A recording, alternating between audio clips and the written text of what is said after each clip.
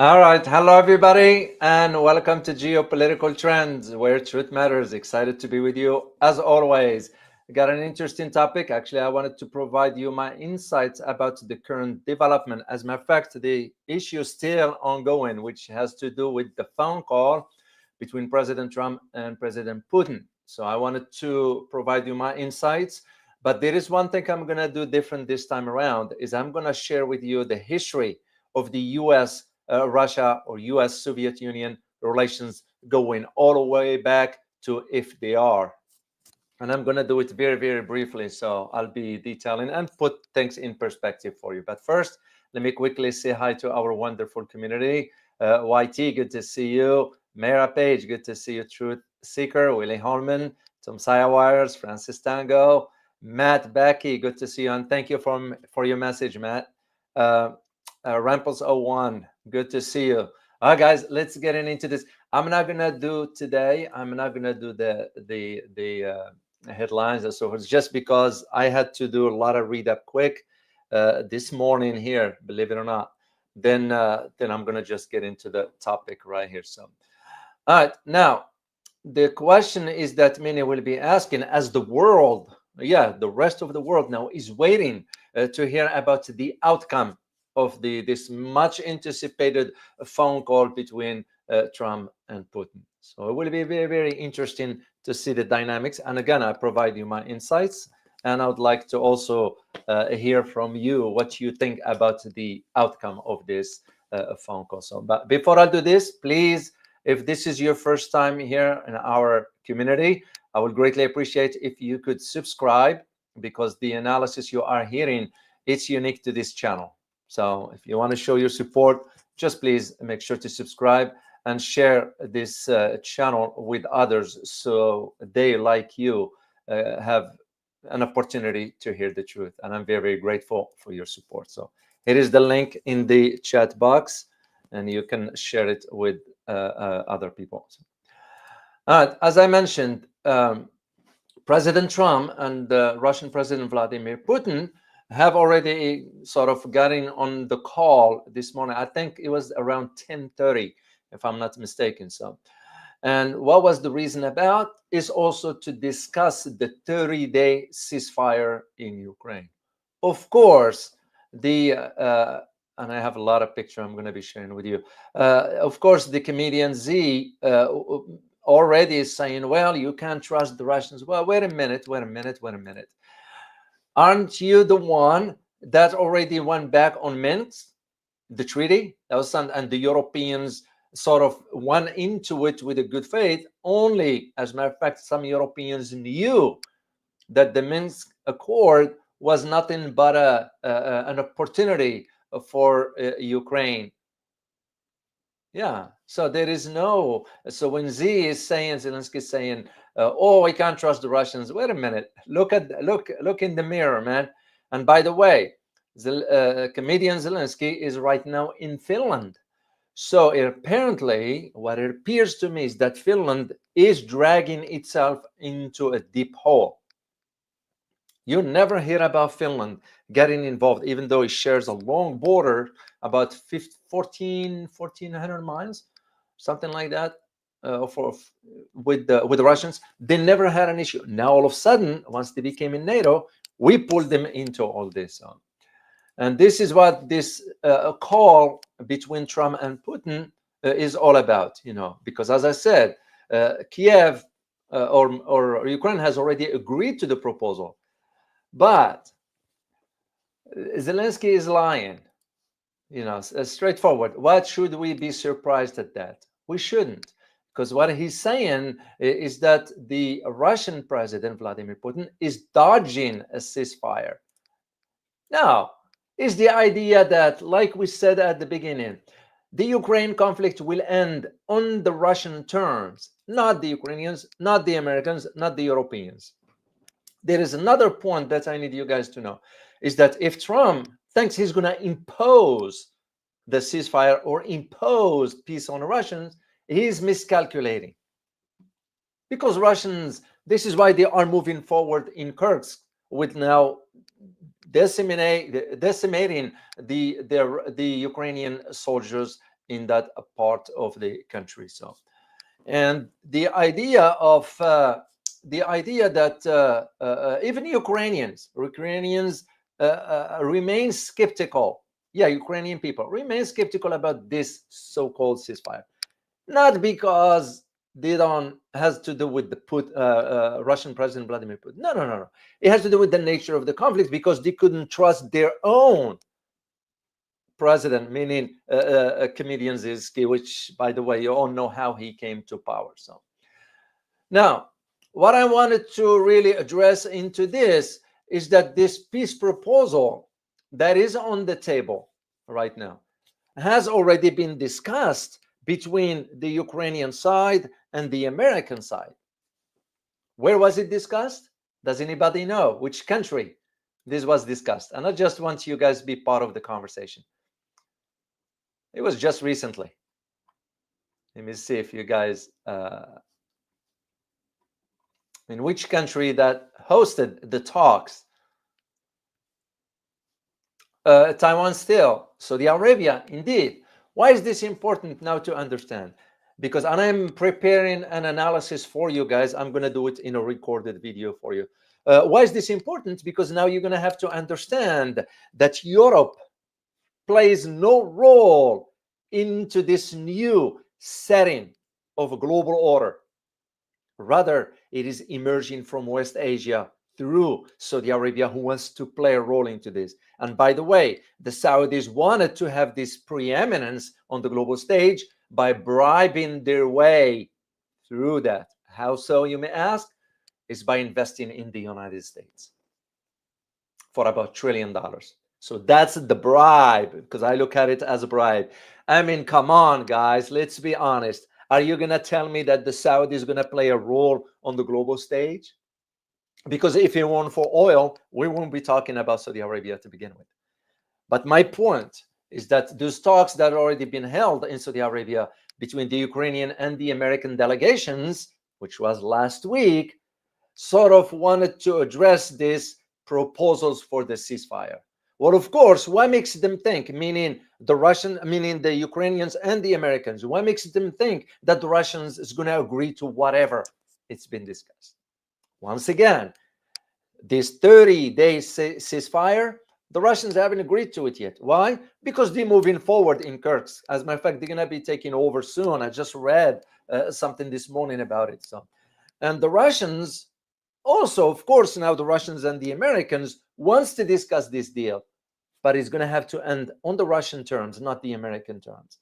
Of course, the US, Donald Trump, wanted to approach this one from the perspective of, see, I am the one who brought peace to the Ukrainian conflict and so forth. Well, hold on a second. Aren't you also the one who said, oh, I'm going to end the conflict in one day? Because Trump doesn't have a clue about global affairs, geopolitics, and so forth. And I'm going to talk about it when I address all the presidents of the United States' relationship with the Soviet Union and recently the Russian Federation. So, but what I want you to understand is that even now, our State Department is stating that now they are throwing everything on the Russian camp, meaning that now they wanted to say that is the Russian that is now not willing to agree to peace. No. You Minansi, you State Department, you manipulating the masses. Because here is what the State Department's spokesperson said, and I quote, her name is Tammy Bruce, said, and I quote, the ball is now in Russia's court to accept a U.S. proposed ceasefire that the Ukraine agreed to. Well, wait a minute. What makes you think that Russians will agree? Because Russians now seeing the big picture into all this. The only condition that I see the Russians will agree to it is that if its conditions, meaning Russia's conditions, which are limited to specific ones, for example, that there will be no Ukraine admission to NATO forever. That's one. Second, that the territories acquired by Russia is not going to go back to Ukraine. That's a foregone conclusion. Third, that there will be no peacekeeping troops on Ukrainian soil. which means if they are to be peacekeeping, where are they going to come from? What do you guys think? We're going to send our troops? I don't think so. And we can't even fight. Let's just be straightforward about it. Even 30 or 40 years ago, things were slightly different. Even in my time when I was in the military, things were a little bit different than what it is now. Now we got a force that is not even ready to fight. So, but suffice it to say that now this, when Ukraine is saying, well, I am ready for this ceasefire because you are losing, that which has been the case for a while. But still, it's going to have to be on Russia's terms, not the Ukrainian terms. And that is very, very important for you guys to understand. So even Donald Trump is going to be pushing now with this sort of ideas and exchange of talks with the Russian President Vladimir Putin. Putin is going to listen to what Donald Trump is going to say. But do you think Putin is stupid? No. He knows how the Americans work. He knows how the personality of Donald Trump is. They're not going to fall for that. The way it's going to work is if Ukraine and the US, Europe is nonsense, because Europe is useless into all this. As a matter of fact, even Ukraine is useless into this. Where the deal is going to be is between the US and Russia. And the US will tell Ukraine, you either take it or leave it. And if you leave it, we're going to cut off all the aid. I mean, without the US aid, Ukraine would have been done for. You all know this. It's nothing new about this one here. So Europe is useless into all this. Because even though now Europe is saying, well, we're going to have to allocate more funding into defense, whatever, you stand no chance against the Russians. Simple as that. And despite what they are saying now, Europeans that is, are now, well, because Russia will invade Europe. No, man, come on. Come on. Is this how you think of how stupid people are? Majority no. Now Russia has no interest into all this. So this is where the difference is. What it's going to be is that even though Ukraine might end up taking part of that deal per se, as far as the talks between the US and Russia, but overall it's going to be Russia and the United States, no third party ever. That's the way I see it. And the way you're going to know this is that if the Russians agree to this 30-day ceasefire, but again, you have to think about what happened before. The 30 days, because the Russians' thinking is going to be, if we give 30 days, that means the Ukrainians could recuperate. That means more weapons will be flown in. Because we, the Americans, talking with the Russians, but behind closed doors, we're still providing some support of sort. Because remember what I said yesterday. The military-industrial complex require from the US government about between $40 and $60 billion a year. How this is going to happen is through conflicts. This is why you're seeing what you're seeing right now in the Red Sea regarding the Houthis. So, but here is what I wanted to say to you about all this, is to put this in perspective from a historical aspect of it. So I'm going to be going way back to the beginning of almost World War II. But this, guys, if you ever get a chance to get a copy of my book here, The Dynamics of Russia's Geopolitics, Remaking the Global Order. The way you can get this, you can get it on, what is it? It's on Buy Me Coffee. I have some, the books are listed there. I'm trying to locate it for you guys here. That's books right there. Yeah, if you get a chance, go to this website, and you can let me just put it for you in the chat box, guys, for those who might be interested. And I'm gonna put it in chat box. I know some of you already got a copy. Some in the community, they got a copy of that one. But in any event, this is what I intend to share with you part of that history from SARS. So I'm going to go back, and I have pictures. We'll start with the first one here. It's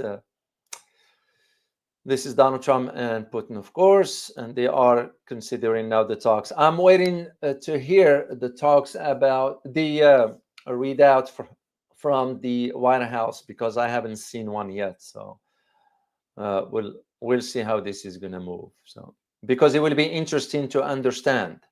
So what they're going to say? No, Mr. Trump tends to inflate certain things. Why I told the Russians to do this? No, come on, you didn't tell Russian a squat. Because Russians not going to care for what Donald Trump says. Russians going to care about if the deal is upheld according to their term. This is how it's going to work. I have this interesting picture here, and I give credit to Natalia Shulga. What's interesting about this picture, guys? You all know who that person is, right? That Putin is holding to. Can you tell me who that is? Remember, it's caricature here, but you guys will know. Let me see what.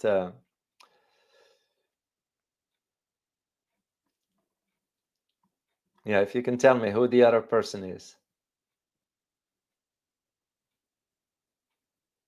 Who is yes, a truth seeker in this? That is President Xi Jinping. Yeah, that's interesting. What's interesting about this picture? It highlights to you the idea that why is this important? To highlight to you the idea that the Russians understand what the US is trying to do is to create that wedge between Russians and the Chinese. It's not going to work this time, because we did this back in 1970s, early 70s. Because when the Russians and the Chinese were getting closer at that time, we wanted to create the wedge. That is what we were trying to do. So, and of course, like I said earlier, the Europes are useless into these talks right now. The Ukrainians are useless in this. Comedians is useless in this talk. So what it's going to be is the Americans and the Russians. That's it. That's how it's going to go. So now let's start with this first one here, and I'm going to take you back into history, because I'm going to provide you some chronological history here, starting from 1933. Why 1933? What happened between the United States and the Soviet Union in 1933? I don't know if anybody will know. What does 1933 represent in the US-Soviet relations? I'm just going to see if... again, I found it very interesting to understand a little bit of history here, because it's very crucial, guys. So, okay, let me see. 1933. Okay, it's not here, so I'm gonna move on, guys. 1933. No, okay, no worries, no worries. 1933 marks the full diplomatic relations between the United States and USSR.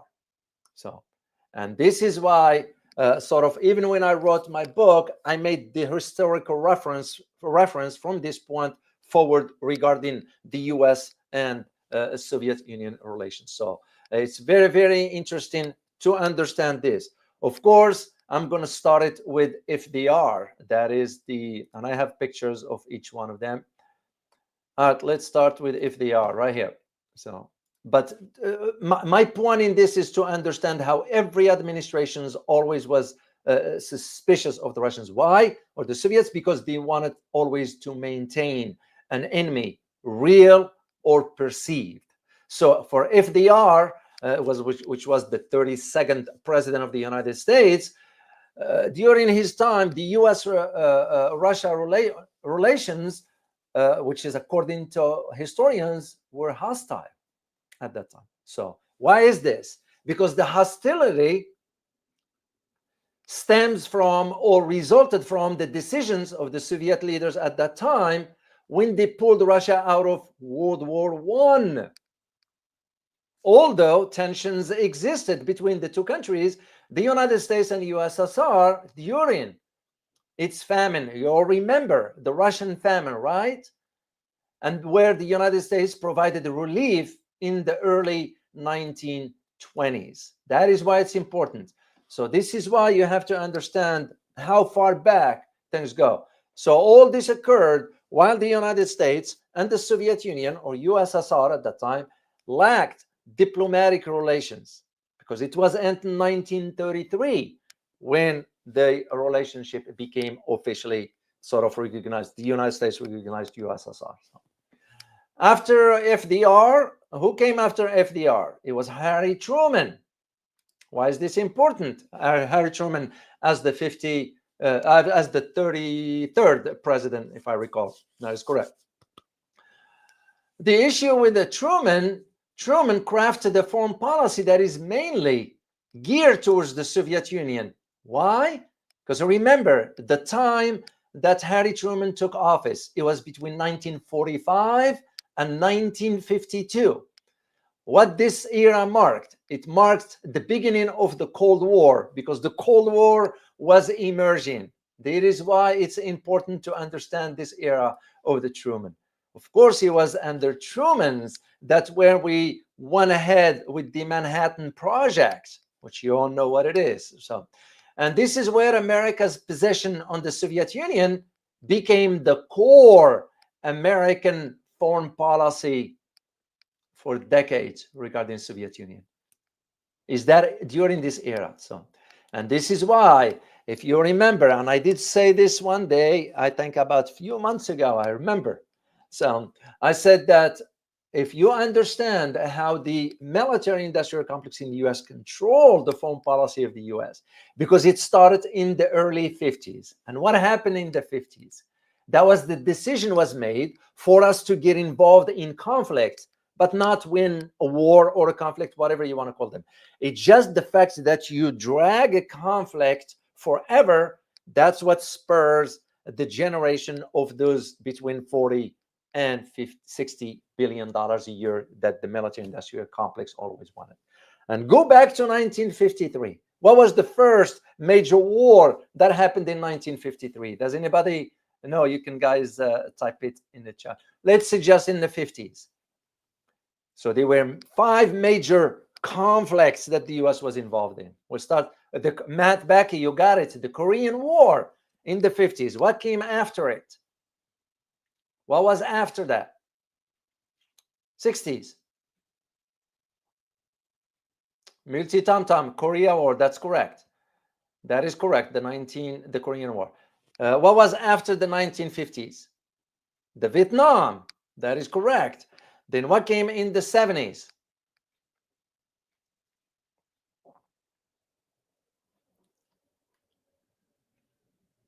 That is correct. Vietnam. That was Vietnam 60s, 70s. Then the Afghanistan. You all remember the presence of the Soviet Union in Afghanistan. Now, the West is saying the Soviets invaded Afghanistan. They did not. I disclosed that in a book based on the research that I did. The Soviets were invaded by the government in Kabul at that time. Why? Because they were communists. There were no invasion, because even Donald Trump saying what they invaded, and I challenged that in the book, that Donald Trump, you have no clue what you're saying. Go read up the history in understanding. And this is why it's important to understand this era of the 50s. And this is why America's position in the 50s on the Soviet Union became the core, as I mentioned, of the core of the American foreign policy. And of course, tensions between USSR and the United States had existed even before Truman became president. And those tensions, which started after the end of World War II, emerged as Moscow and Washington at that time both wanted to shape the post-war Cold War global order. That was, which was according to what? According to the ideological orientation and strategic interests. You're seeing the same conversions of the issues. This is why I said earlier, if there is any deal reached regarding the Ukraine conflict, it's going to be between the United States and the Russians. Europe is useless, Ukraine is useless. And the way it's going to work, if I am to guess here, thinking of using history as my guide, is that the US will cut a deal with the Russians and the Russians will cut a deal with the Americans. That is how it's going to work. And this is where, for instance, to go back to this ideological orientation and strategic interest back during the Truman era, look no further than Poland, because Poland became one of the major flashpoints between the United States and USSR. Third one, it comes, who comes after him? It was none other than Dwight Eisenhower. Dwight Eisenhower, which was the 34th president, 1953 through 1961. Eisenhower faced three major events, and I'm going to test your knowledge here, guys. 1953, what happened in 1953? And I'm going to help you out here. A major event in West Asia or the Middle East. 1953. And once again, guys, my point is just to get you involved in the conversation, because we are all learning here. So 1953. Oh, Matt Becky, you got it. It was Iran, Dr. Mohammad Mossadegh. So what happened during that time? Those three major events. The first one was the ousting of the popular Iranian leader, Dr. Mohammad Mossadegh. Then in 1956, what happened in 1956? It was France, Britain, and Israel attacked Egypt after the latter decided to do what? Does anybody know? What happened in 1956? What did Egypt decided to do? Zawiyan, you got it. The Suez Canal. You got it. It was the Suez Canal. So the Egyptians decided to nationalize the Suez Canal. And in 1958, what happened at that? President Eisenhower ordered U.S. troops into Beirut. Why? To protect the Lebanese Christian-led government at that time. And what stands out about this U.S. relations with the Soviet and their Eisenhower administration was the exchange of verbal threat. Yeah, verbal threat between the Soviet Union premier at that time, Nikita Khrushchev, and President Eisenhower over what? Over one particular country. Can anybody tell me where? It's in the Western Hemisphere. It's our neighbor. Does anybody know? One particular country.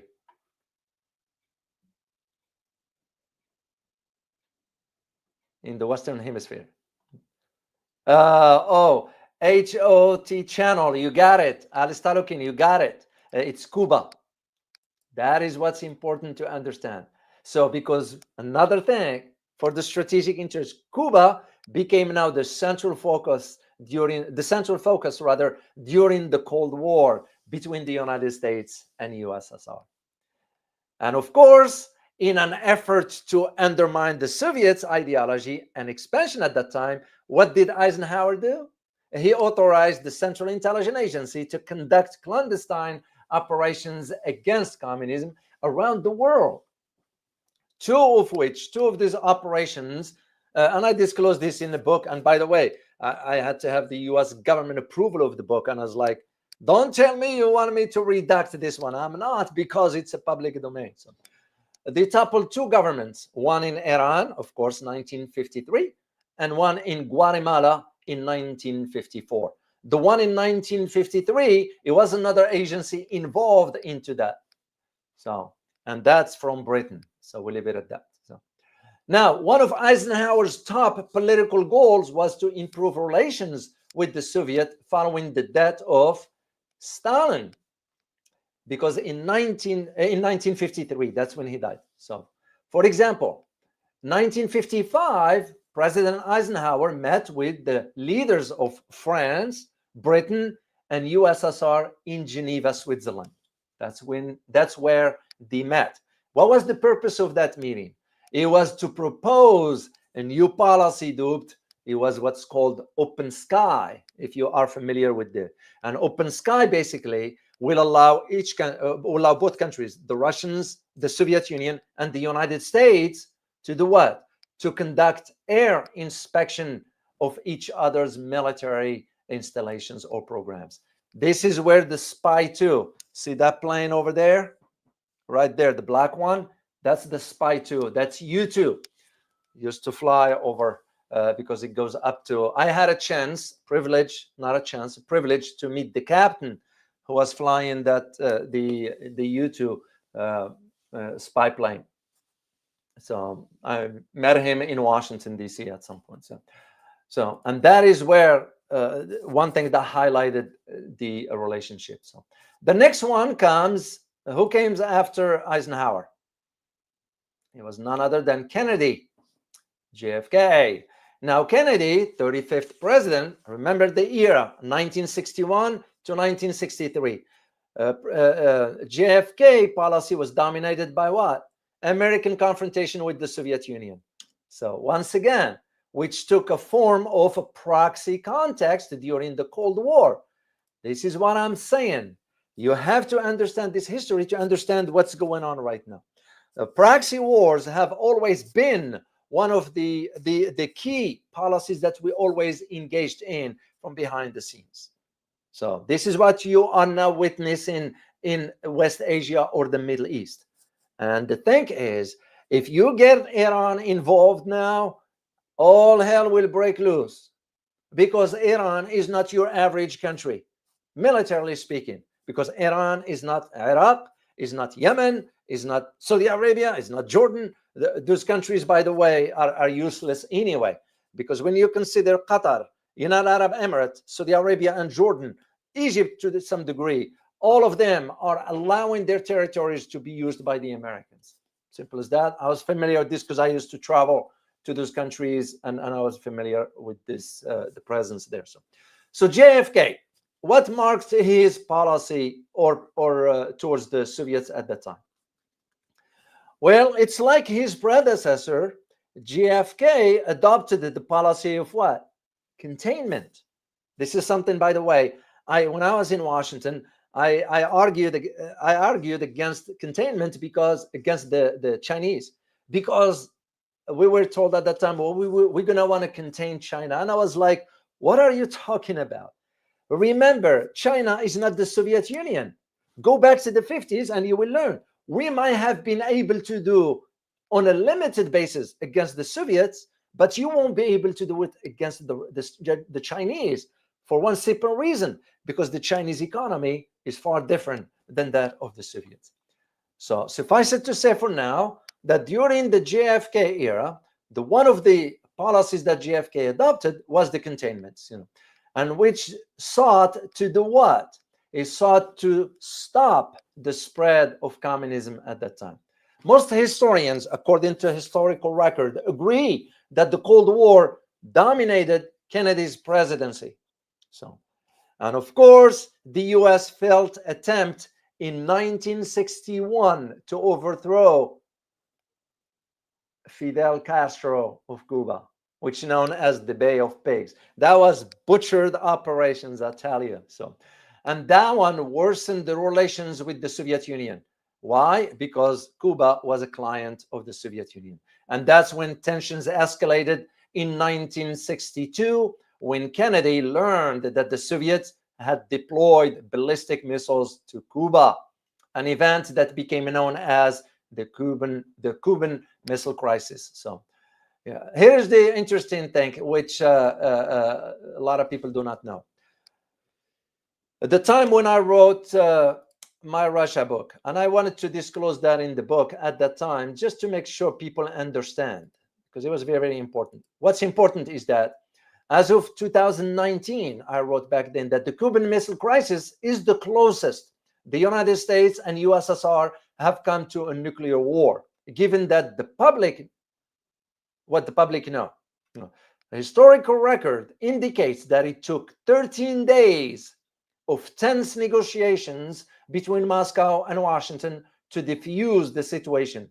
And at last, Moscow decided to withdraw its missiles from the island. You all remember Nikita Khrushchev at the United Nations during the General Assembly, using his shoes and tapping on the desk, where he was like criticizing the Americans for that. Now, after him came LBJ, the Lyndon B. Johnson, which he's from Texas. He's a Texan. Of course, I'm going to get a picture for you guys here. Right here.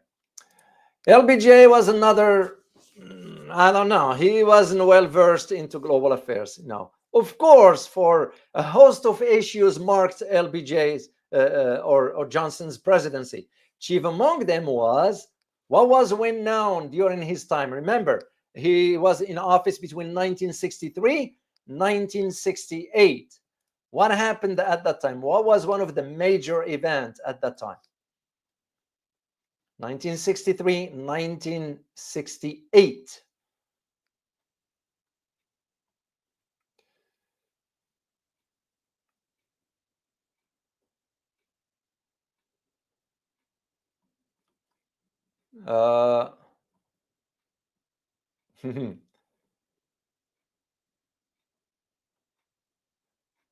Vietnam. You got it. HO channel. You got it. You got it. It was Vietnam. Oh, by the way, who's putting this one here? You guys conflicting. Now, this is a different channel, guys. This is the geopolitical trends. Anyway, what happened? Oh, let me move this one here. What happened at that time? So, as I said, 1963, 1968, one of the issues that marked his presidency was the Vietnam War. Of course, historians agree that the war led to Johnson not winning a second term. That's why he didn't win the war. Because why? We couldn't defeat the Vietnamese. Actually, Vietnam defeated the Americans. It's a fact. Most Americans, when I used to teach at the university, and I'll bring up this issue, and I said, do you guys know that we didn't win the war in Vietnam? They're like, what, Dr. O? I said, yeah, we didn't. And I saw this shocked look on their faces. So we didn't win the war. The Vietnamese did. And this is why Johnson was had a stubborn personality. And that stubbornness led him at all costs to make decisions simply to keep from losing the war. And he was dishonest with the American people about how the war was going. It's the same arguments I can make about what happened in Afghanistan, the same arguments I could make about Iraq, because I was there. This is why, if you know, General McChrystal, he was the head of the special ops, and I was there at that time when he was not promoted to a 4-star general. It's because Obama didn't like the report that General McChrystal disclosed that we are not winning the war in Afghanistan. So this is history repeats itself. American presidents tends to be dishonest. So Jimmy Carter was, give or take, was at least a decent person. So Johnson was dishonest with the American people about the war, and especially when the number of U.S. casualties started to climb, despite the presence of about 500,000 American troops in South Vietnam. Yeah, let that sink in. 500,000 American troops in Vietnam couldn't defeat them. Yeah, couldn't. And the 500,000 troops were in South Vietnam. And the conflict showed no sign of abating. As a result, LBJ was forced to disengage from Vietnam, only to see the negotiations to take off after he left office. And one key aspect, guys, one key international event profoundly impacted LBJ's tenure was of course, here in America, we use the term USSR invasion, which was actually sending the troops to Czechoslovakia on August 1968.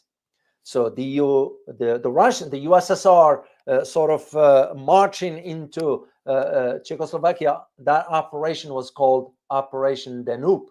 So, which was, by the way, joint ventures between Warsaw Pact, which was Warsaw, you all remember Warsaw, the counterweight to NATO at that time, that included the USSR, Poland, Bulgaria, East Germany, and Hungary. So, and of course, the military tensions there raised concerns tensions between the Soviet Union and the United States. So, after LBJ came none other this sleeky guy, Richard Nixon, a crook. He's known in American history as a crook because he was. Richard Nixon, 1969-1974, the 37th president of the US. What is the major event that marked his presidency? Does anybody know? You guys should know. Yeah, he was crook. He was crook. So now Nixon, multi-tanta, you got it. Watergate. That was one of the scandal that was like the dark stain on the white pages of, and that's what I wrote back then. The same sentence. Here is what I wrote: the Watergate scandal was the dark stain on the white pages of Nixon presidential history. However, Nixon's sort of diplomatic effort, supported by his top aide, and eventually who became the Secretary of State, none other than the butcher Kissinger at that time, because you all know what Kissinger did in two countries, Vietnam and Laos. History doesn't forget. I don't care what you say. History comes full circle. This is why you always think about, politicians should think about down the road, 20, 40, 50 years down the road.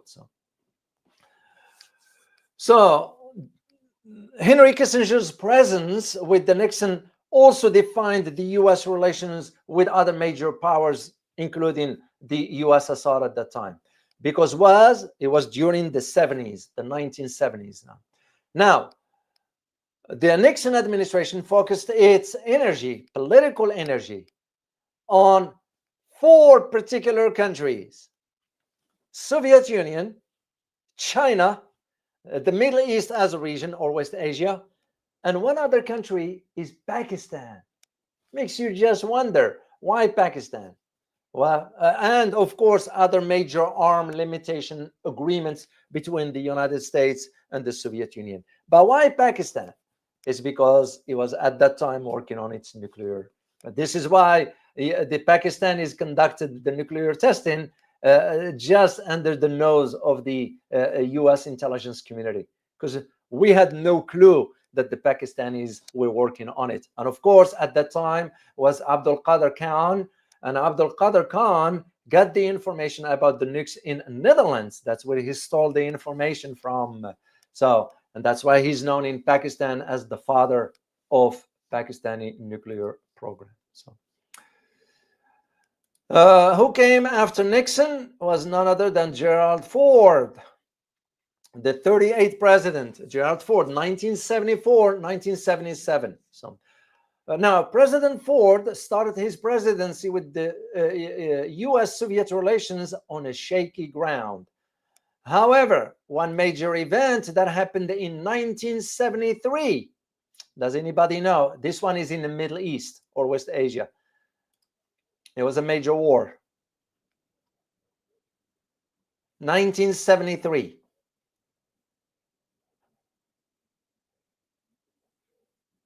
Oh, by the way, Kibar, you're absolutely correct. It was also the Kargil war in Pakistan. That's another event. Thank you for sharing that.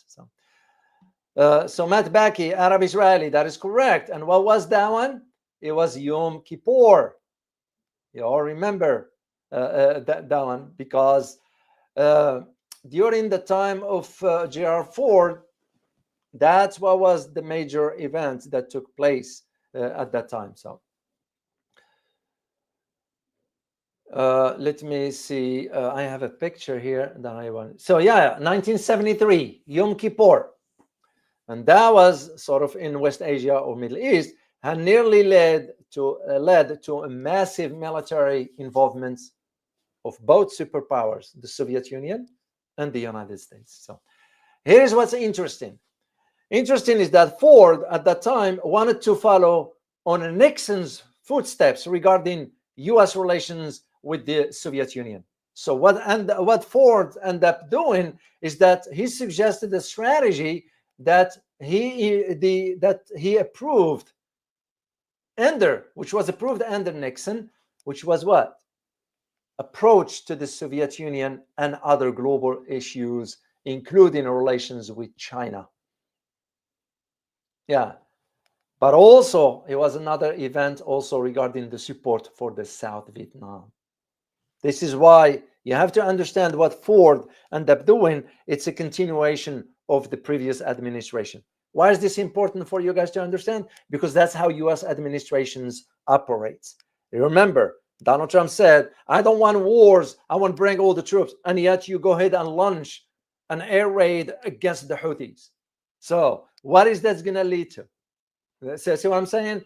Most presidents, and I'm going to share this with you guys as one of I know a little bit about.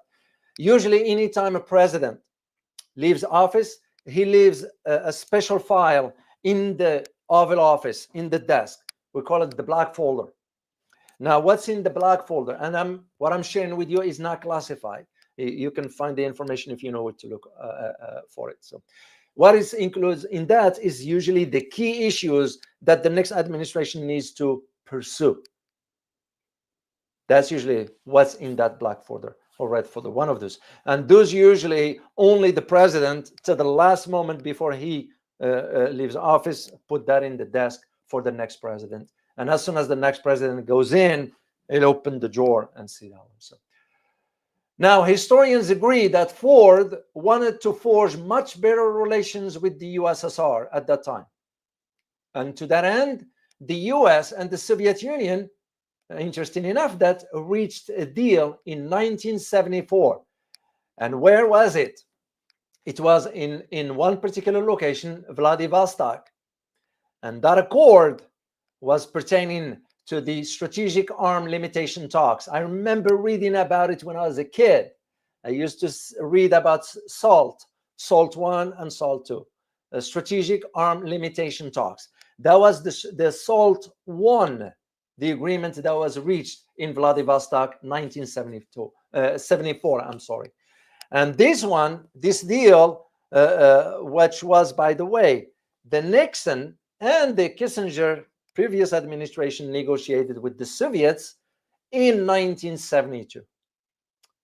However, negotiations between the two parties failed to yield consensus due to key differences on both sides over limits on Soviet bombers and American cruise missiles, respectively. This brings me to today.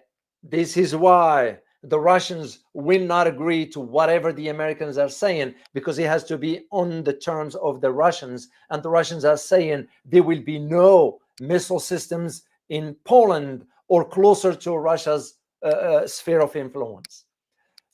Ukraine will never, ever join NATO, because the moment it does, you're going to see the movement of some advanced weapons. This is what we're going to be witnessing now in Sweden and Finland. And mark my word, Russians not going to tolerate that. So after Nixon came Jimmy Carter. So, which, by the way, passed away. Jimmy Carter, 1977 to 1981. He was the 39th president. Now, what is think about Jimmy Carter? According to historians, that he lacked both national and international experience when he assumed the US presidency. Because in 1976, that's when he assumed the presidency. The election of Carter, which was a Democrat, by the way, brought a new emphasis on US foreign policy based on Carter's his own untested ideology. And what do they mean by this? Carter was a believer that the rule of law should govern international affairs. It doesn't work that way. This is why in the field of international relations, you have to know about two main school of thoughts. One is liberalism. The other one is realism or idealism, which is now what we are witnessing in Europe. Europe is going into that direction of idealism. So there is liberalism and there is realism. I remember when I was teaching the graduate program, the master's degree for international relations, I will have to focus the conversation on those two school of thoughts, because those very important and what define what international relations are all about. So Carter, because he was untested when it comes down to global affairs, And he wanted to use some sort of this rule of law as the method or a tool by which to govern international law. It doesn't work that way, or in international affairs rather. So historians, however, you give credit where credit is due. Historians credit Carter for initiating talks between Egypt and Israel, and which led to a major agreement. Where was that agreement signed? Does anybody know? It's well known, of course, between Egypt and Israel. Where was it signed?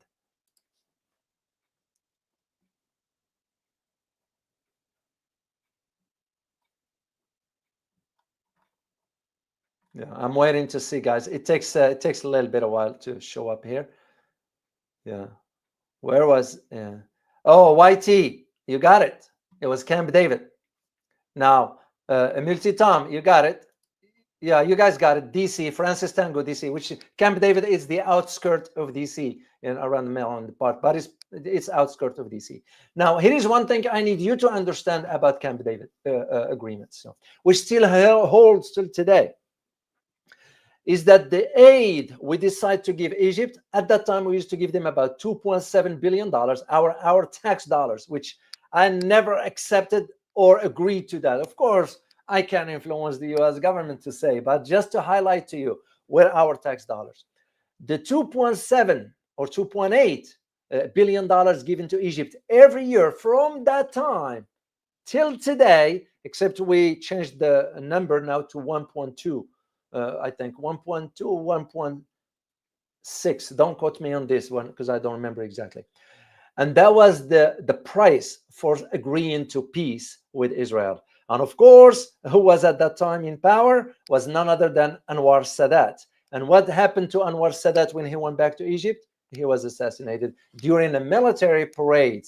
This is why now in Arab countries, on everywhere, when there's a parade, all those weapons will be disarmed. There is no live ammo in that one. So, but suffice it to say that the reason why Egypt didn't step in when Gaza happened is because the treaty that they signed regarding Camp David and the money they received. And that money, by the way, it goes to the corrupted leaders of Egypt, starting from, at that time, Anwar Sadat, all the way to Hosni Mubarak, who died, by the way. And when I wrote my Saudi book, I disclosed how much money it was discovered in his bank account.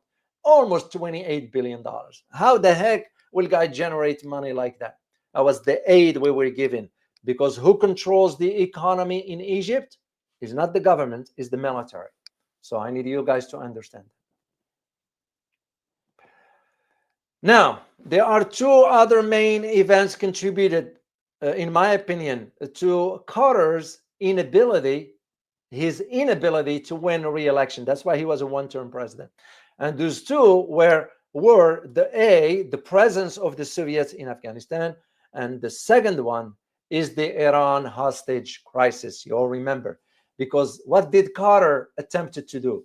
He attempted to rescue the hostage in Iran, which failed, by the way, and that failure dealt a serious blow to Carter's ability to save American lives, and of course paved the way for Ronald Reagan. That's why Ronald Reagan won the elections after the hostages were held for 444 days. Of course, the Reagan administration negotiated with the Iranians behind the scenes. And that leads me to Ronald Reagan. Ronald Reagan was 1981 to 1989, because he served 2 terms, if you know. Was the 40th president. So Reagan, major event happened during his time. Of course, one of them was in 1982 with Israel. Does anybody know what happened in 1982 with Israel? Major event that's going to pull the US into the Middle East. 1982. Let me see if you guys know what that is. And it's happening right now. There's tensions right now again. You got nuclear bombs. No. Another war. It was a conflict. Oh, Lebanon. Matt Becky was Lebanon, but not the barracks. Not the barracks. It was the invasion of Israel into Southern Lebanon in 1982. And of course, right after it, it was the bombing that killed in Beirut 240 American soldiers in 1983.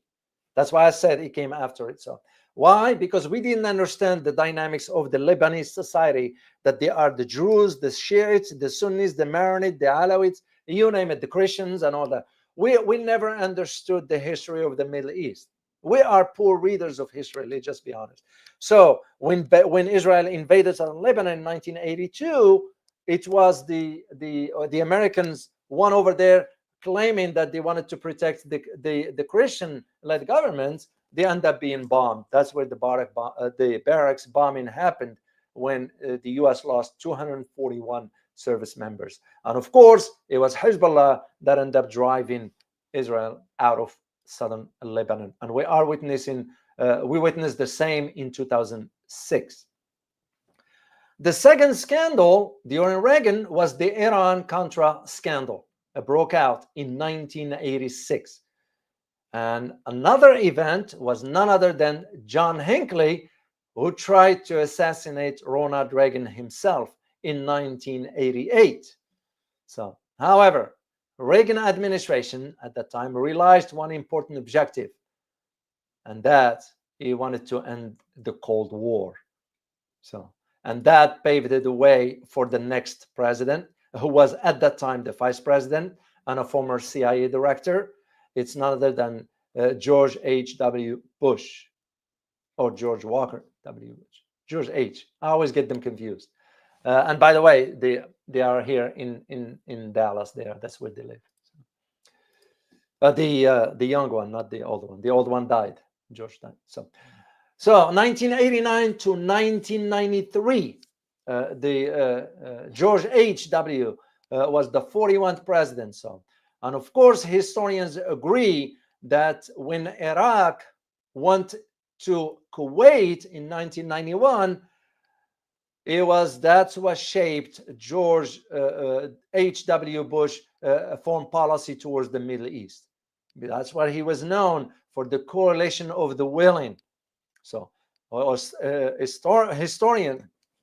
historians also credit the elder Bush for his steady approach to global affairs. Now, when you serve as a vice president, when you serve as a CIA director, you do acquire some understanding of how things work. So, and especially when it comes down to the Soviet Union. So Reagan has been credited for the fall of the Soviet Union.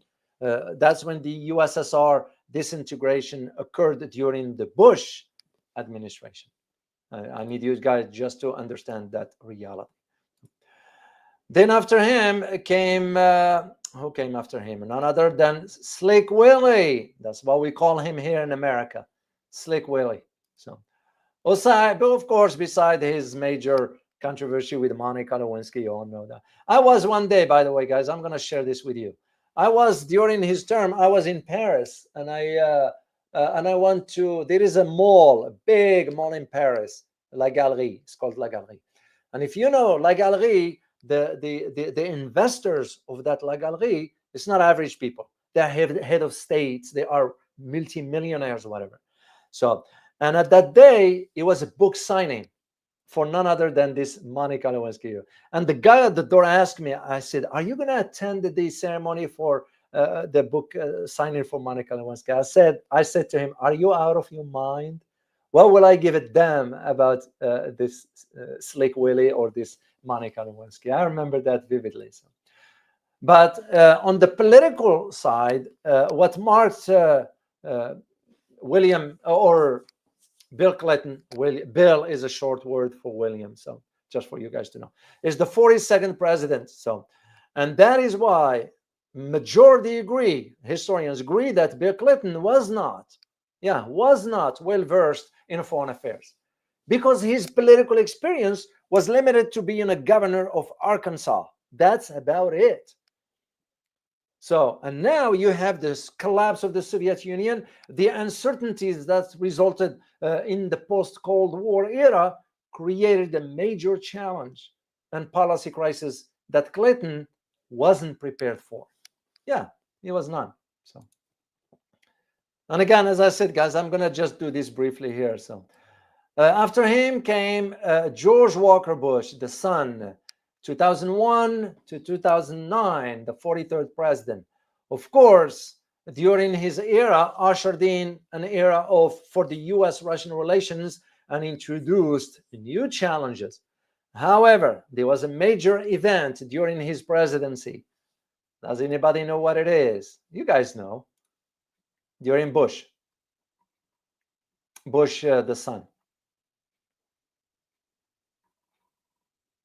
Iran, no, not Iran. Iraq, no, before that. Of course, Iraq came after, but before that, it was one major event that changed the course of history. No, Masian Dorkse, Iraq came after. I'm talking about, Ramp also won, you got it, 9/11. It was 9/11. 9/11, that changed the course of history. So, and of course, those, and that's where sort of we embarked on the war on terror, as you know, and all that stuff. But for me, I'm not focusing on that. I'm focusing on the U.S.-Soviet or U.S.-Russian relations at that time. So, and here is the interesting thing, that Putin at that time expressed sympathy and support for the United States because Putin came to power at that time. So he also suggested the need for cooperation in dealing with terrorism. And that's when Bush decided on establishing the bases in Afghanistan and Central Asia. And that became a concern for the Russians at that time. I remember because I went to Afghanistan in 2002. That was my first time there. Then I went subsequently after that. And I was involved between 2002 to 2013, 14, somewhere around that time. So. But the problem was for the US to establish bases in Central Asia. And that became crucial at that time because it was another event that we were considering. When I went to Afghanistan, I remember I mentioned this war here is not going to be winnable. First of all, we don't understand the history of Afghanistan. No major power has even defeated or controlled Afghanistan. What makes us think that we're going to do it? What makes us think? Because we fly in F-18s and all that? No, it didn't work. It just didn't work. That's why they call Afghanistan the graveyard of empires. Even, here's the thing, guys, even Alexander the Great couldn't do it. Couldn't do it. And the reason also why it started to become clear to me why we went to Afghanistan had nothing to do with Afghanistan. It had to do with Central Asia. I wish I had a map for you guys to show you, but I don't have a map of Central Asia. My apologies. Yeah, I wish I had a map of Central Asia, but I don't. Anyway, life goes on. Let me see one more thing here. No, life goes on. What was I going to say? Central Asia. Why? Because we started to be concerned about what if the Chinese going to expand an economic corridor that extend using landmass. That's where the BRI came in. The concern was from before. So if we are to undermine that ahead of time, so the Russians were also calculating if we allow the Americans in Central Asia, that's closer to home. That was why that call for the establishment of bases in Afghanistan and Central Asia came about. So, and this is why it became now the fall of the Soviet Union changed the geopolitical calculus for everyone. I argued back then. So gone when the world had like a multipolar system, because in 2002 the United States stood alone as the world only superpower, dominating, because we dominated in one way, in one aspect. We dominated also in the financial aspect. But now things are changing, have been changing for the last few years. And I couldn't agree more that both analysts, geopolitical analysts that is, and historians both agree that 9/11 came at a crucial time for Putin. So, because he came to power in 2000. So, and interesting enough that he was trying to improve relations with the US. So, of course, the relationship between Bush, the son, and Putin started sort of on a shaky ground. It was a rocky. It was a rough start. So it was only till the dialogue came to a halt because of a spy scandals. I was aware of. I'll share with you some that I am aware of. At that time, he was a retired Army Reserve colonel. His name was George Trofimov. He was arrested in the US on charges of selling military secrets to the Soviet Union during the Cold War. It's how far back. So, and of course, on our end, he was an FBI agent by none other than Robert Hanssen, who was arrested on charges of selling secrets to Moscow over 15 years period. Hanssen is in a max security right now in Colorado. So I think he passed away, if I'm not mistaken. So, and this is why the spy scandal was really shook the relationship between the US. But usually, just FYI, in the world of intelligence, that's usually how it works, behind closed doors, and you make a swap for the spies, that is. But those people, that's it, their career is over. So, but there was another issue or tensions that exist, and this one has to do with the United States' intention to build a missile defense shield, and we withdrew from the 1972 anti-ballistic missile treaty. So this is what also marked tensions in the United States during this era. After Bush came none other than Obama. Now, Obama served 2 terms, of course, but you also need to understand that the dark history and the dark side of what Obama did. So I'm not going to get into that because it requires a separate video live by itself. And if I do it on the other location. So, and I'm aware of some things, and I might do it for you guys. So. Now, Obama, the 44th president, served from 2009 to 2017. So, and this one, during his time, relations between the US and Russia were at a low point. Why? It's because the Russia's conflict at that time in Georgia, which we pushed for it in 2008. Because here is the thing: besides Georgia and Russia, the conflict involved the Russian-backed self-proclaimed Republic of South Ossetia. South Ossetia is similar to what we have right now in Ukraine. South Ossetia had a Russian-speaking people minority there. They don't want it to be harassed. They don't want it to be oppressed. They want it to be aligned with Russia. The same thing happened in Kursk, Donetsk, Luhansk, and Zaporozhye. All of them have the minority Russian speaker. Even in Kiev, you have the minority speakers, Russian speakers. So what the Georgian at that time, it used to be a president by the name of Mikhail Saakashvili. If you know a little bit about Mikhail Saakashvili, was educated in the United States. He was a lawyer by trade. We groomed him for that position, so we put him in power. Saakashvili was pushing our own agenda. So what we told Saakashvili is, oh, just go and fight the Russians, send troops to South Ossetia and Abkhazia, and we will support you. The moment he did that, the Russians sent their troops. So, and here is what happened. Georgia sent its troops to South Ossetia. That decision prompted the Russians to engage the Georgian military. So, and this is where, sort of by the morning of August 10, Russian troops occupied the bulk of South Ossetia and reached even the border with the rest of Georgia. And they were shelling areas across border with Georgia. What happened, guys, just for you to know, NATO and the US told Saakashvili at that time, oh, just go, we will support you.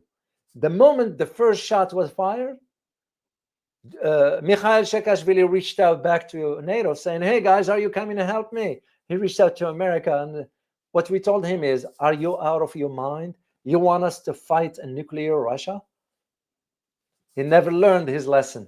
So that's what happened in Abkhazia and South Ossetia. And for one reason also, you have to understand that Georgia's breakaway Abkhazia region,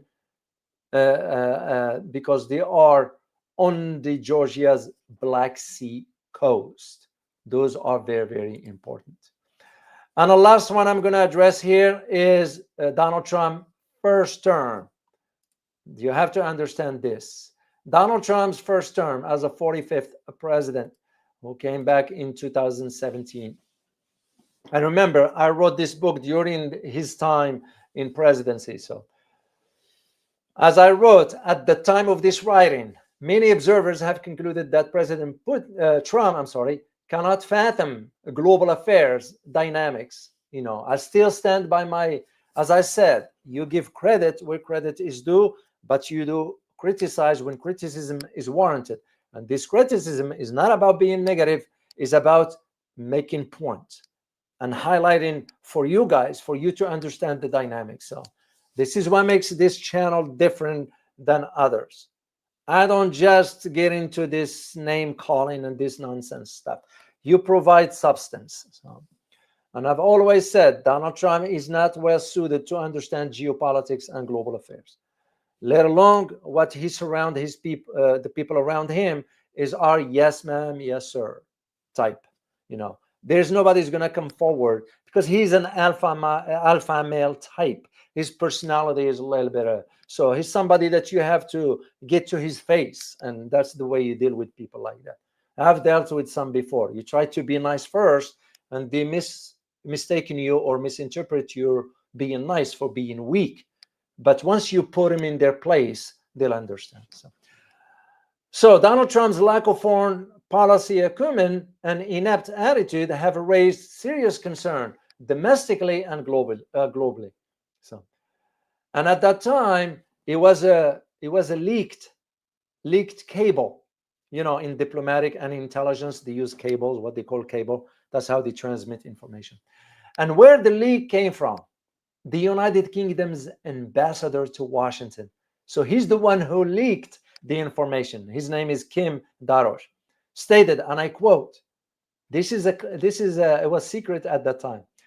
We don't really believe his administration is going to become substantially more normal, less dysfunctional, less unpredictable, less faction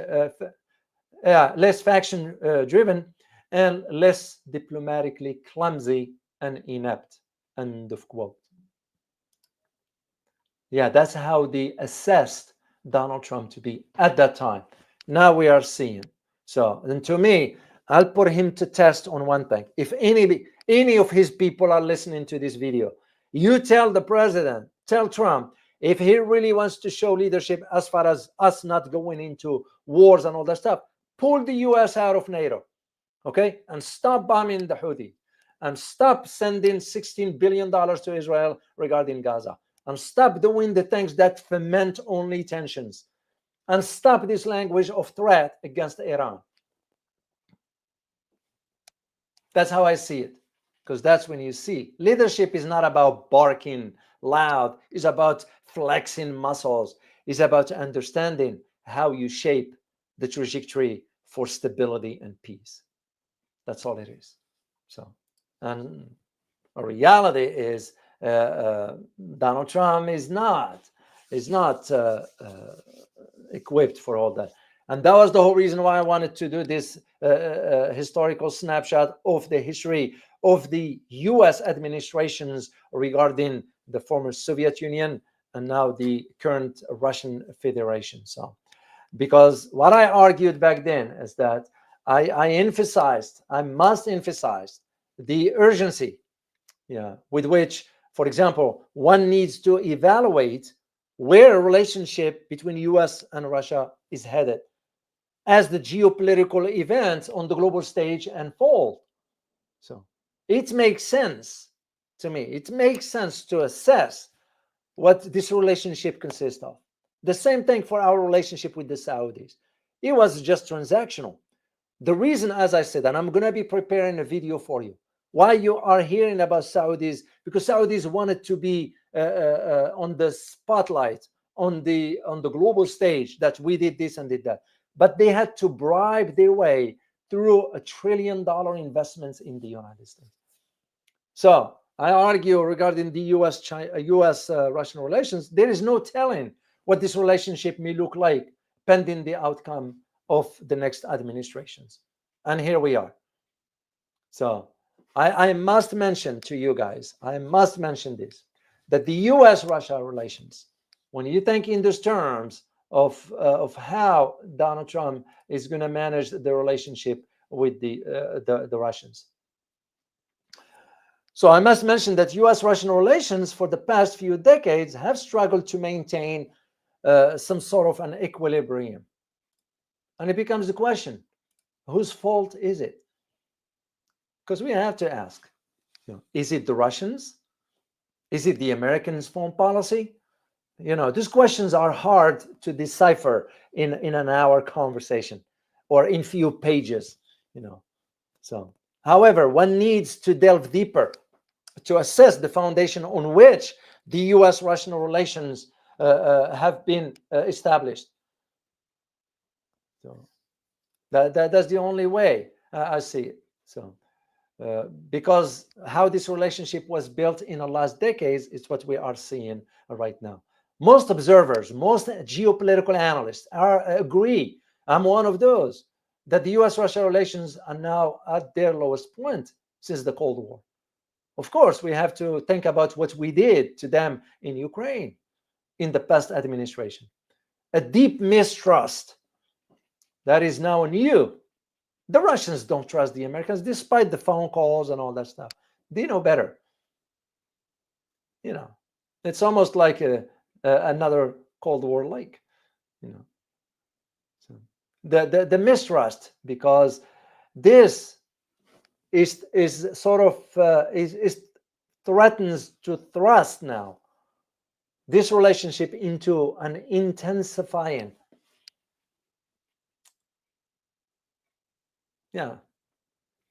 Very, very, very problematic. Very intensifying geopolitical. That's just how I see it. Very intensifying geopolitical competition now. We're going to be seeing it in West Asia. We're going to be seeing it, and we're already seeing it in Latin America, in Europe, in Africa. Neither the US nor Russia is likely to waver from its current policies on a range of issues. And I still stand by my point. So the disconnect, in my opinion, the disconnect lies in Washington refusing to reflect. Refusing to reflect on its policies, the failed policies, that is. So when you have the likes of Lel Marco, you have the likes of what's his name, Tony, when you have the amateur, are you going to compare those to Sergei Lavrov? Are you going to compare those to Mr. Wang Yi? I don't think so. I don't think so, in my opinion. So, and this is why I'm saying what I'm saying. So, because Washington will have to reflect on its policies towards Russia and how those policies are perceived on the other end. Said differently, the political illusion in Washington is that Moscow will eventually get accustomed to the United States dictating the terms. Washington, therefore, expects Moscow to reluctantly accommodate NATO's expansion to Russia's doorstep, which is delusional, in my opinion. I've been saying this for over a decade. Similarly, Russia has to promote sort of the idea that the United States is up to no good, the same way Chinese are doing right now. They know. And has had intentions when it supported, for example, Ukraine, Georgia, which are Russia's neighbors. So the Russians are not stupid. So this political cat and mouse cat and mouse game. Yeah, both Russians and the Americans continue to outmaneuver each other with no end on sight. So the management of US-Russia relations, I argued back then, requires a strategy, a well-thought-out plan, tactful diplomacy, and a policy that goes beyond photo ops and exchange of niceties. That's why I don't see how this is going to move forward till we recognize, that our foreign policy isn't an ambiguous. It's not only ambiguous but contradictory. Look what Trump is doing now. Look what Biden did before. Look what the one before him did.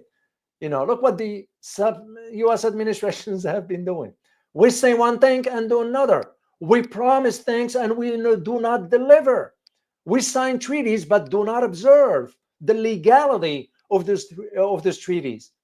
Like the example, the Iran nuclear deal in 2015, signed in 2015, which this current president, unilaterally decided to withdraw. So when the United States behave this way, I even go back, I go even further and mention the INF treaty. When the United States decided to withdraw from the INF treaty. So, because now this is going to pave the way. The Russians have already. I just saw a report this morning from the Pentagon that NATO stand no chance against the arsenic missile, the Russian missile defense. I don't know if I have a picture. Let me get it for you. Arsenic missile. NATO stand no chance against this missile.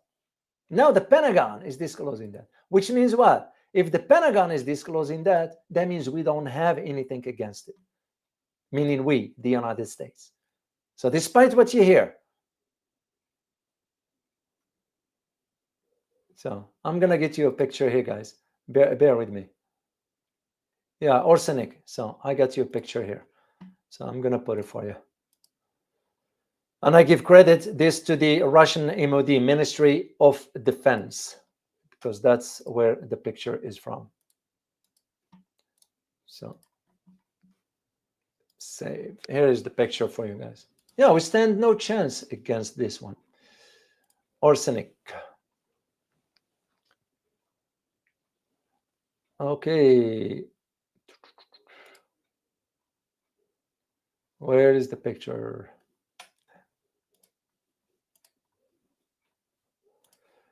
All right. Sometimes computer doesn't want to work. There we go. Take a look, guys. Yeah. We stand no chance. Because here is the thing. Both countries, after 2019, Russians and the Americans have again declared their mistrust for each other. And that's, to me, where I see the problem. It's going on. So we're gonna have to figure out really how to work together for the sake, the sake of global peace, for humanity, for this. Yeah. Even I go back to what the famous Cold War diplomat George Kennan wrote back in his New York Times article back in 1990, warning about the danger of NATO's expansion eastward, that it would be a fateful error that will inflame the nationalistic, anti-Western, and militaristic tendencies in a Russian opinion. And here we are. And of course, restoring the atmosphere of the Cold War to the East-West relations. And of course, Russia reacted. I'm not surprised.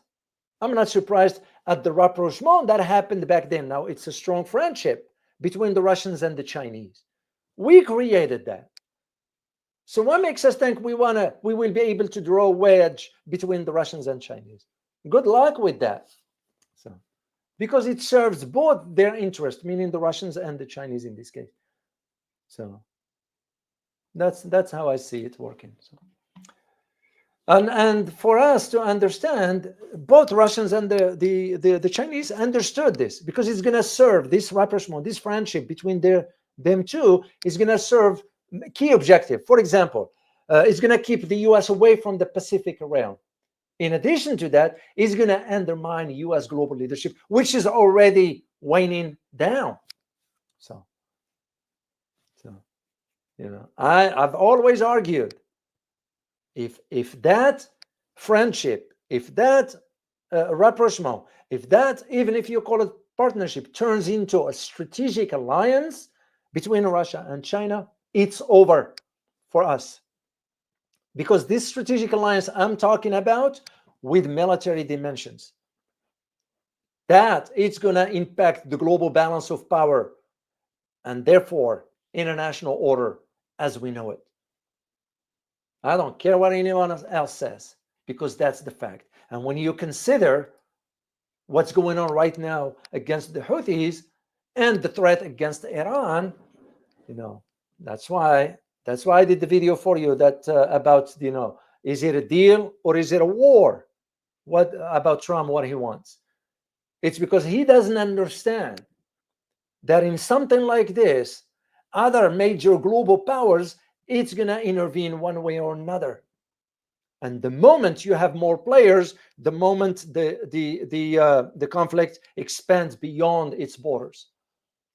And just, guys, for a moment, take a step and consider if Russia and China gets involved, and you might want to add North Korea to that, where this is going to lead to. Anyway, let me summarize my points about this call between, I hope you guys didn't mind this historical snapshots about the US administrations going back to the 1940s, because I wanted to provide you a full picture to put it in perspective so you have a better understanding. I know it's lengthy a little bit, I know it's, but I know also you are here because you want to learn something. You know, I know some people get, here's the thing, and you are, I'm a part of the community. I share with you what I read, and I'm sure you guys see it. Those who complain about, well, you take too long saying thank you, or you take too long in this before you get to the point, whatever. I feel sorry they don't see the big picture. But I also welcome them in our community. We can't just, I don't get frustrated quickly. You know, you have to develop patience. And it's like when I was with my students, both at the graduate level and undergraduate level. You know, when students don't act the right way or whatever, you have to be patient with your students. And I am that way. I'm that way here in the community. Except if somebody crosses the line and disrespect either me or the community, that I have no tolerance for. And I don't care who that person is. So, but this is why I wanted to share with you this history, to put it in perspective for you to have an understanding. Because here is the thing, guys, there is nothing better than well-informed individual. And consider yourself, and I am not bragging about all this. Like I always say, what you are hearing in this channel is unique to this channel. What I share with you is what I do in my personal in my private presentations that I do for entities. So that is what I share with them, because they hire me, they pay me for this. So that's what I do. And I want you guys to get the best, because that's what this channel is all about. So anyway, this is what was I going to share? Yeah. So I appreciate you being here. I appreciate your patience. I appreciate your contribution. I appreciate you keeping the chat box a civil conversation. You know, I'm very, very grateful. Now, I saw someone earlier, Simo. I don't know if you're still here or not. Simo, I know this individual. So, and he's in a different locations, far, far away. And it was kind of him to join us here. So good to see you, Simo. I saw it quickly here. I don't know if you left or you're still here. We appreciate you being here. Let me see if I can quickly. There's a lot of history there. So Yeah, I can see it here. So, but anyway, I did see you, Simo. Good to see you. And to all of you guys, once again, I need you to put this in perspective as far as what this call means, how it's going to end up, and whether the Russians are going to agree or not. But I don't think so. It's going to be on Russia's terms. That's the bottom line that I need you to understand. No matter what Donald Trump says, no matter what whoever else, because Russia is in position to defend itself and its people. So there is no, I don't know how else to say it, but all you hear this because we wanted to have a proxy war. That is why I shared with you the history of the previous administrations, because you need to understand those dynamics and how it moves. So that is what this is about. So once again, I want to say thank you to all, and let me just quickly here see if there is any question at the top. No, there's none. So anyway, I am going to be looking for another key topic for you that I need you have to have an understanding. And please, just guys, and I'm going to share it in a video, in a survey rather. If you like me to do this kind of historical snapshots, I'll be happy to do. My books, what I wrote, and the research that I conducted, I did a lot of research.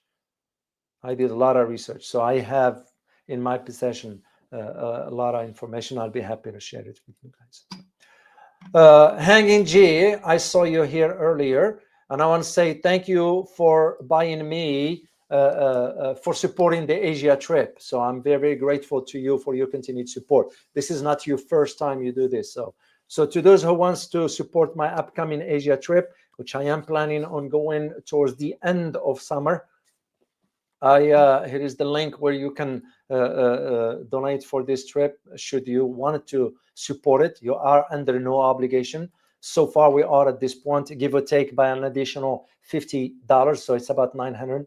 I didn't update this one yet, but we still have a long way to go. We have a few more months, and we'll see. By June, I should see where things are, if it is feasible financially to do it. If it is, then I'll go. If it's not, we'll see. We'll see how things go. So once again, thank you so much for your support, and I'm greatly appreciative of that. As always, remember, geopolitics impacts your daily life in more ways than one. Till next time, guys. Bye-bye.